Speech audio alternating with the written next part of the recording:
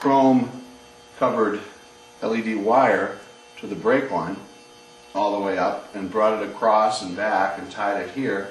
We now need to connect the two wire leads to an extension wire that we've run underneath the tank and up front here, and we've done so in such a way that it won't drop down. It's got to go up over everything and behind everything that's already there. And what you really need to do is just look at your tank and find that route where the wire can go over something that's going to hold it up and keep it up so it won't drop down on your engine. That's what we've done here. Now, the first thing I want to do before, I'm going to zoom in, you can see this a little bit better. The first thing I want to do is put a heat shrink tube, a little piece, over this end of my chrome braid. Pull that braid out all the way, make it nice and small as possible, and then slide this tubing over it, I hope. There we go. And just so it won't fray, my heat gun, and shrink that down.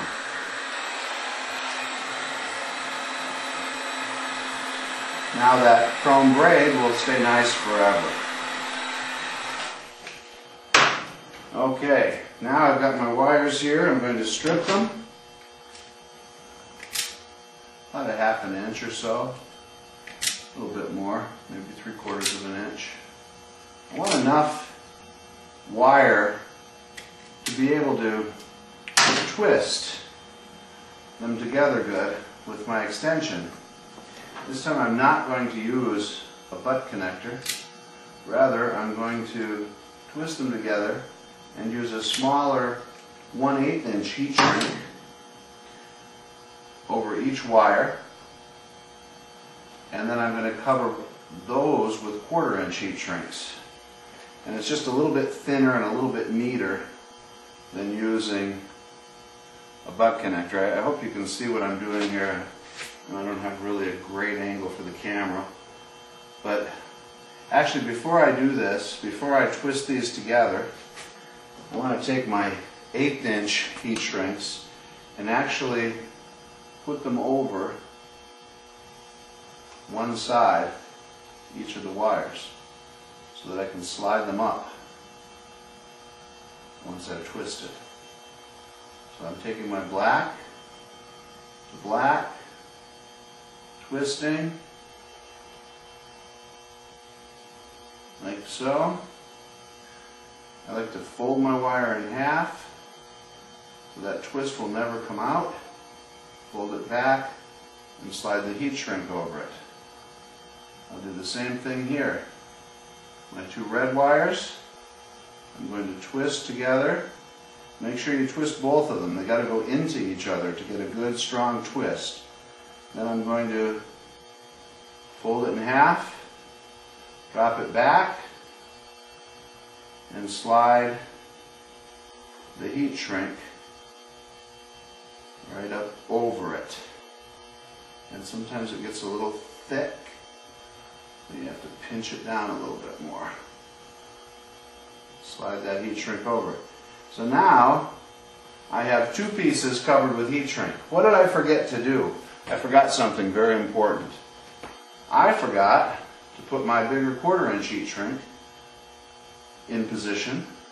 And you see how well twisted that is? You see, those don't come off easily. Tell me you got to use solder.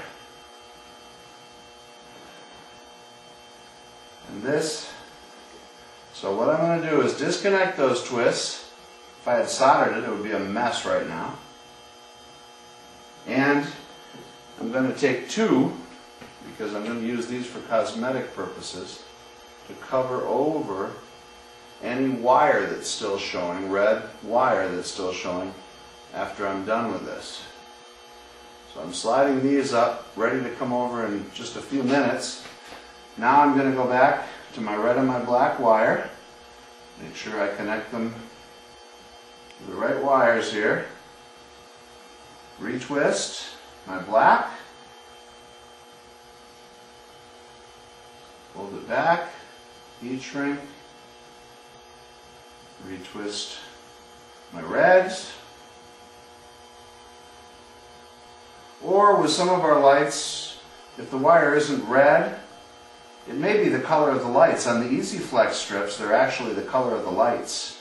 So you have a blue wire if you have blue lights, and that's positive. Fold this in half.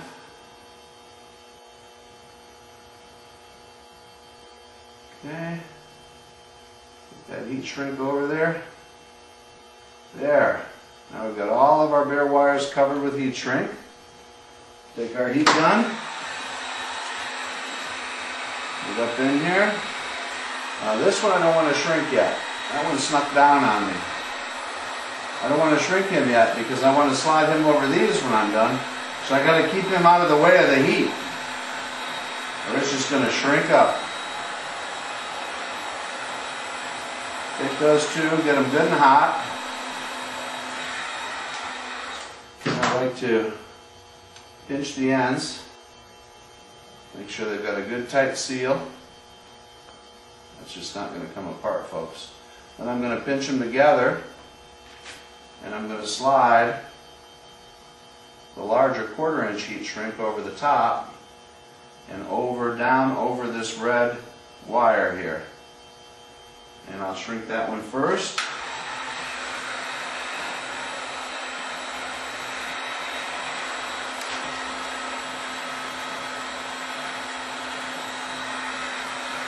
And this is really just cosmetic is all it is, so we don't see any red wires. And probably not real necessary because this wire is going to get pulled back underneath the tank anyway, but some of you may have it out where it's going to be seen, and I want to show you the right way to do it. Now this one will slide over the last one just a little bit, covering the rest of that.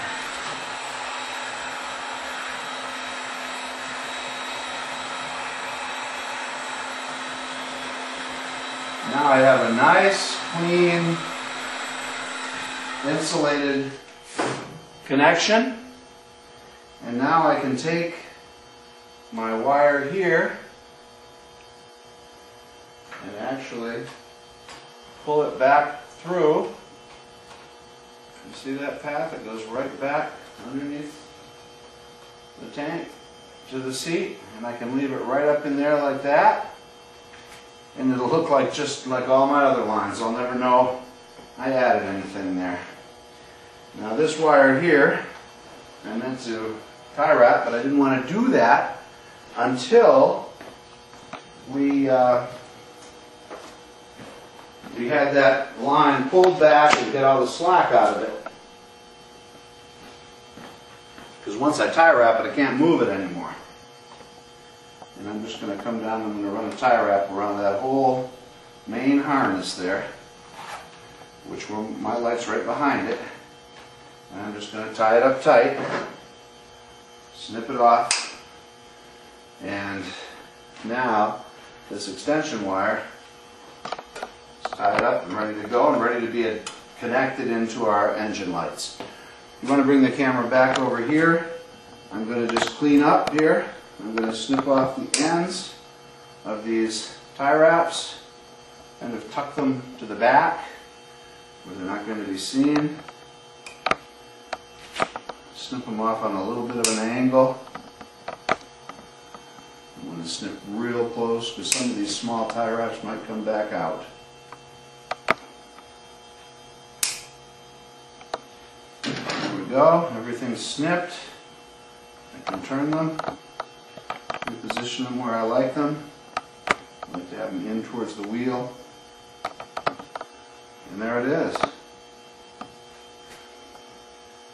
Zoom out a little bit here, and there's our brake line and our LED wire.